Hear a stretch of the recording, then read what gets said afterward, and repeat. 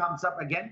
So I feel कि market ऐसे levels पे, और प्लस 9 तारीख को बहुत बड़ा इवेंट है, मोदी जी और मिनिस्ट्री की एक स्वर्णिम सेरेमनी है, तो देखते हैं क्या होता है.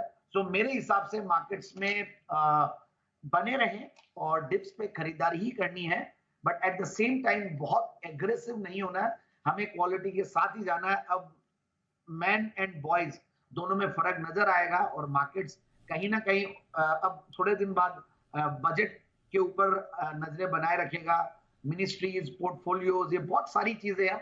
The whole month will be very eventful, so we need to be cautious, but at the same time quality के साथ जाना. बिल्कुल, और कर आपकी और हमारी भी बातचीत हो रही थी, और इस पूरे उसमें सीख लेने बाद, जैसा अनिल सर ने भी कहा, सीख लेने के लिए बहुत कुछ मिला. तो एग्रेसिव नहीं होना है आपको. बहुत सारे एक्शन पॉइंट्स आएंगे, जैसा संदीप सर ने कहा भी, उन एक्शन पॉइंट्स के लिए आपको तैयार रहना है पहले से ही. और ऐसे मूड माहौल में संदीप सर, अगर long term and positional pick आपकी कोई फेवरेट हो, तो शुरुआत कर लेते हैं पोजिशनल पिक से. पोजिशनल नज़रिए से आप क्या रिकमेंड करेंगे इस वक्त? पोजिशनल पिक के तौर पे लाया हूं मैं ताज जीवीके होटल्स. होटल स्टॉक्स और हॉस्पिटैलिटी स्टॉक्स वैसे ही बहुत बढ़िया लग रहे थे, और मुझे ऐसा लगता है कि जिन लेवल्स पे ये स्टॉक है, 329 पे बंद हुआ है, 345 350 का टारगेट और 320 का स्टॉप लॉस. ओके, तो ये है टारगेट और स्टॉप लॉस ताज जीवीके के लिए पोजिशनल नजरिए से. और एक लॉन्ग टर्म पिक क्या रहेगी सर? लॉन्ग टर्म पिक के तौर पे वीएसटी टिलर्स ट्रैक्टर्स. अगेन वैसे तो देखिए ये थोड़ा फार्म से रिलेटेड वैसे कंपनी, बट ऑटो इंसुलरी कंपनियां बहुत बढ़िया चल रही है, बट ये फार्म इंप्लीमेंट्स और ये सब बनाती है. और पावर टिलर्स की, इनफैक्ट वॉकिंग ट्रैक्टर्स जिनको कहते हैं, उसको इंडिया में इन्होंने इंट्रोड्यूस किया और कई सालों से कार्यरत है, 5-6 डिकेड से कंपनी कार्यरत है, 1967 से कार्यरत. और इनकी जो वीएसटी शक्ति ब्रांड है वो नंबर 1 ब्रांड है, और ट्रैक्टर्स बनाने वाली कंपनी फील्ड ट्रैक के नाम से भी इनकी ब्रांड है, और अच्छा खासा इनका मित्सुबिशी के साथ भी कोलैबोरेशन है. सो मुझे ऐसा लगता है कि ये स्टॉक एक बढ़िया स्टॉक है, और फंडामेंटल्स तो बढ़िया है ही है, टेक्निकल्स भी बहुत बढ़िया है, क्योंकि जब स्टॉक्स इतने करेक्ट कर जाते हैं तो कहीं ना कहीं रिस्क रिवॉर्ड रेशियो भी बढ़िया हो जाता है, और अपने 200 डेमा के आसपास सपोर्ट लिया. So that is more important. मैं रेटिंग्स देख रहा था, बहुत स्ट्रॉन्ग क्रेडिट रेटिंग्स, क्योंकि इतना पुराना ग्रुप, इतनी पुरानी पेडिग्री वाली जब कंपनी होती है तो कहीं ना कहीं बहुत बढ़िया रहता है. और अच्छा खासा इनका मार्केट शेयर डोमेस्टिक टिलर्स में तो है ही है, और रेवेन्यू ग्रोथ वगैरह सब बहुत बढ़िया आ रही है. अब देखिए इनकी अगर आप प्रॉफिट की कैगर देखें 3 साल की या 5 साल की, तो 18-19% के लगभग है. सेल्स की कैगर 10% के लगभग है. मैं रिजल्ट्स देख रहा था तो मार्च 2024 के बहुत ज्यादा मजबूत नहीं है, थोड़ा सा मार्जिन्स पे प्रेशर था, बट ओवरऑल ये सारी चीजें प्राइसिंग लगती है कि ऊपर के लेवल्स 4200 से कंपनी 3700 के लेवल्स में चल रही है. और दूसरी बात ये है कि प्रोमोटर्स की अच्छी खासी शेयर होल्डिंग का 55-56%, और एफआईआईज डीआईज भी ठीक ठाक 9-10% के लगभग होल्ड करते हैं. तो मुझे ऐसा लगता है कि स्टॉक में, और प्लस कैटामरान वेंचर्स जो कि नारायण मूर्ति से रिलेटेड ये वेंचर फंड है, उनका भी अच्छा खासा इसमें शेयर होल्डिंग है. सो ओवरऑल आई फील कि स्टॉक में इन लेवल्स पे एंट्री की जा सकती है, और 4190 4250 का लॉन्ग टर्म टारगेट के लिए. 4190 4250 के लॉन्ग टर्म नजरिए से आप वीएसटी टिलर्स पर लगा सकते हैं, निवेश कर सकते हैं अपना. और साथ ही साथ अगर पोजिशनल नजरिया आपका, तो ताज जीवीके 345 से 350 के टारगेट्स के लिए ये हैं आपके लिए राय. अब बढ़ते हैं आगे, और हमारे कुछ दर्शक भी हमारे साथ जुड़ रहे हैं, उनके सवाल भी ले लेते हैं. हमारे साथ हरियाणा से राम प्रसाद जी जुड़ रहे हैं. राम प्रसाद जी, राम राम, कैसे हैं आप? पूछिए संदीप सर से. जय सिया राम से जैन साहब को राधे राधे. स्वागत सर, पूछिए. को बहुत, मेरे जैन साहब काफी फेवरेट हैं. जी जी, अरे वाह, क्या बात है. सर मेरे को बताने की कृपा करें. एक तो मेरे पे, हाँ जी बताइए सर, बताइए. सर ये मैंने मीडिया में ना, मीडिया ने फंसा दिया, इसने गलत वो दे दिया. 4 तारीख को मैं फंस गया. कई लोग फंसे. आप अगर जी मीडिया का अगर आप जीनियला वाला देखते ना, तो फिर फंसते नहीं उसमें. बिल्कुल सटीक हमने अनुमान दिया था. पर चलिए कोई नहीं सर, हो गई 4 जून की रिकवरी. आज सर ने बताया ना, हो गई आज 7 जून को बढ़िया से. तो अब मैंने HAL 5140 रुपए में 150 शेयर. HAL कितना बताया आपने एंट्री? 5140 5140। ओके। और एक सर मैं पीएफसी में फंस गया 560 टॉप पे। ओहो, 560 पे।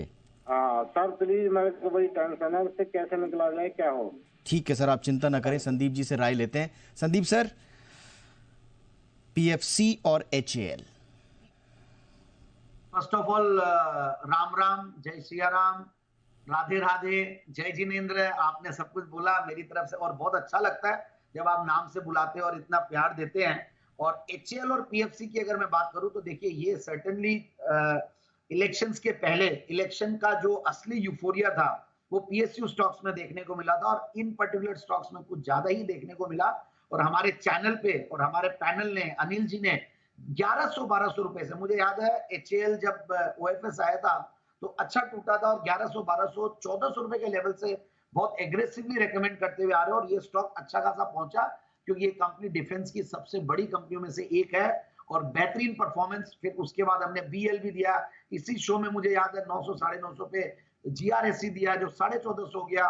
तो ये सारे स्टॉक्स एक के बाद एक बहुत बढ़िया चले हैं। डिफेंस की थीम ऐसा नहीं कि खत्म हो गई है, क्योंकि 2 दिन पहले ऐसा लग रहा था कि Modi ji full fledged majority के साथ नहीं आ रही तो डिफेंस कमजोर पड़ जाएगा, पीएसयू कमजोर पड़ जाएंगे, बट ऐसा नहीं है, क्योंकि ग्रोथ के लिए काम करना ही है। कोई भी मिनिस्ट्री आए, कैसी भी मिनिस्ट्री आए, तो ओवरऑल मुझे लगता है कि एचएएल में इनको लॉस नहीं होगा।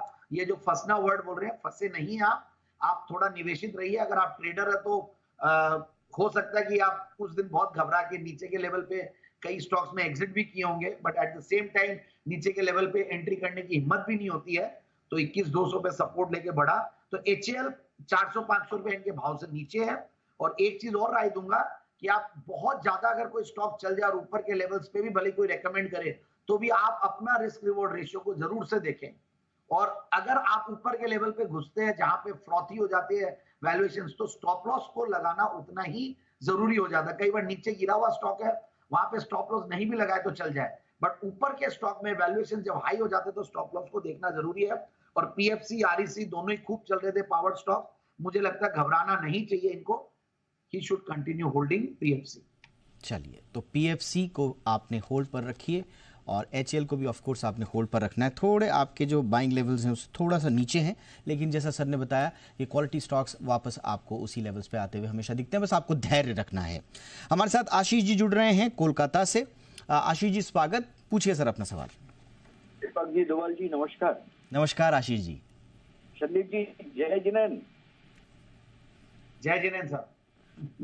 संदीप जी, आपसे मेरा सलीम निवेदन है, मेरा पास कोचिंग सीपीआर है 783 का प्राइसिंग में 77 शेयर, मैचगांव डॉक है 1700 का रेट में 40 शेयर, और एससीआई है 300 शेयर 78 का रेट में।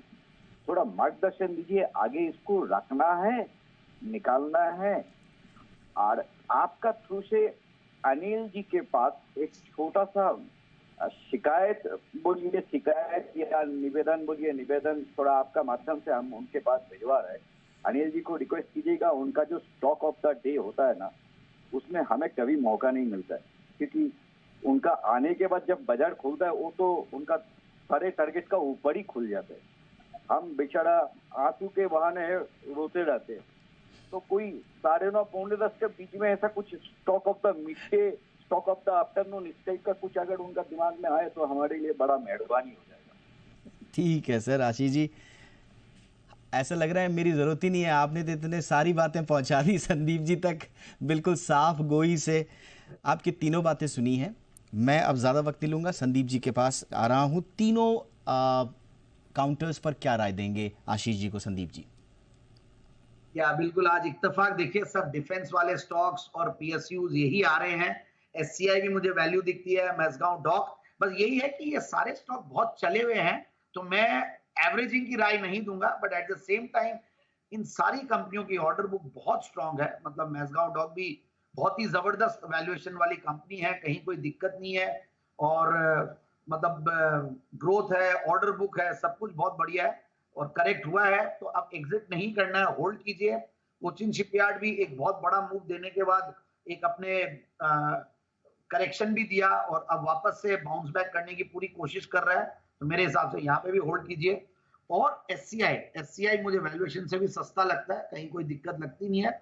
सो ओवरऑल मेरे हिसाब से होल्ड करने की राय है। बाकी अनिल जी ये शो देखते हैं, उन तक आपका मैसेज पहुंच गया है। और stock of the day market के पहले देना कई बार इसीलिए जरूरी रहता है कि आप नोट करके रखिए, नहीं खुला तो आप एंट्री कीजिए, और ऊपर खुलता है तो फिर आप वेट कीजिए, नोट करके रखिए। वापस से आते हैं स्टॉक्स नीचे, ऐसा नहीं है, क्योंकि इतने लोग फॉलो करते हैं, इतने लोग एक साथ लेने के लिए आ जाते हैं, तो हो सकता है तेजी आ जाए। बट मैं हमेशा कहता हूं, जैन साहब के जेम्स में भी बोलता हूं, आप रोटी को ठंडी करके खाइए, थोड़ा नोट करके रखिए, खराब दिन आते हैं तब आप उन स्टॉक्स में एंट्री ले सकते हैं।